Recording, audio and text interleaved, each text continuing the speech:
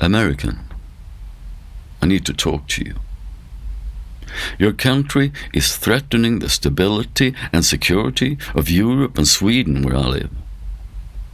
It hasn't been this dangerous since the Second World War.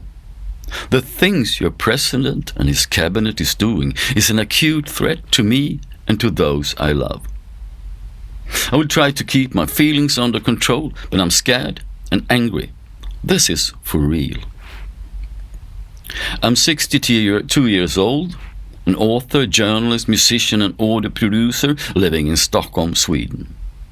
I work in an old ferry terminal turned into offices about 200 meters from where the ferry to Petersburg used to have its terminal. I've been there twice and to Moscow once. Everything is kind of close here. The Baltics, Norway, Denmark, Germany, Poland and Finland. This place on earth is maybe a bit difficult to grip. People speak a number of languages that are radically different from different language families. We have different cultures and radically different history, but we get along extremely well.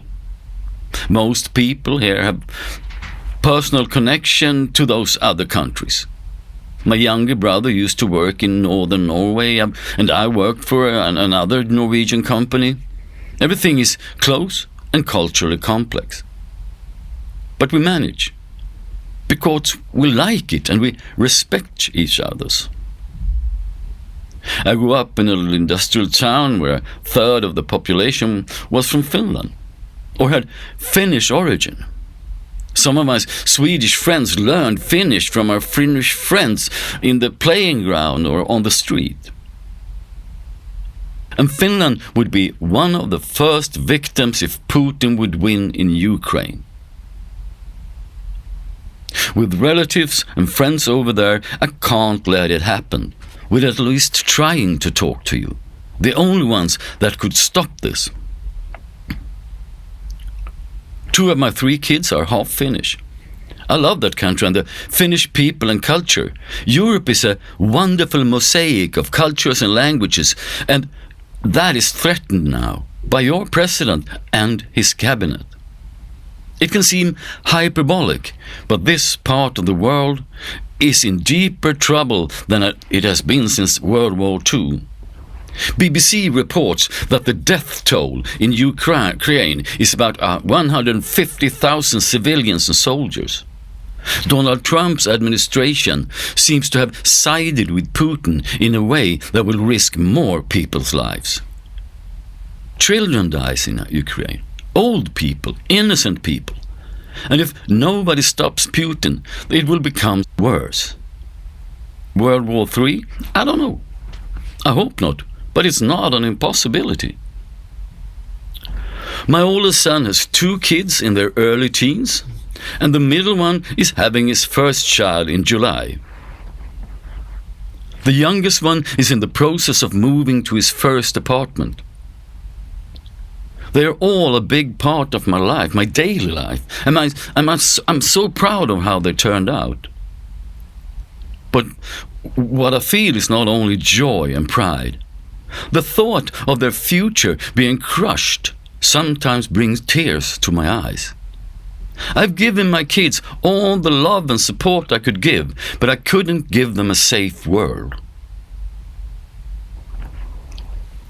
I did military service as a conscript in my 20s. I have been active in different peace movements, but I'm not a pacifist. Sometimes you need to defend yourself and those you love. The problem is what you achieve with violence, you often have to control with violence. But philosophy isn't important now. It's the ones I love. I'm too old for active service, but I'm prepared to do everything for our freedom, for my kids and my grandkids. And so are a lot of the people I know.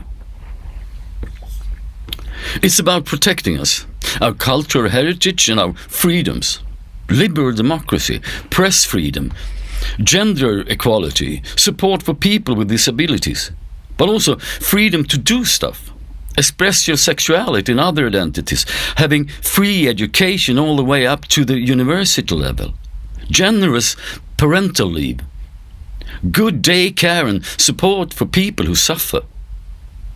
You can make money without hurting people too much. Even with a conservative government as we are having now. And that is threatened. What we call the Swedish model is threatened. Our freedom is on the line. I'm not a hysterical person. I never felt this in my whole life. I've never said things like this ever. But now it's for real. So please, please do all you can to stop this. I can't do much. My songs don't stop wars. I'm too old for military service and have no power.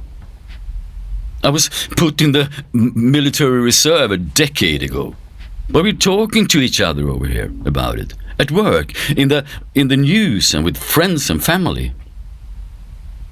This is for real, and I don't know what to do. All I can think about is making connections. Plead to you.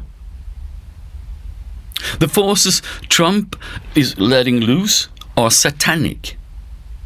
When Sergei Lavrov wonders how many nuclear weapon attacks Europe can take, it's not a joke.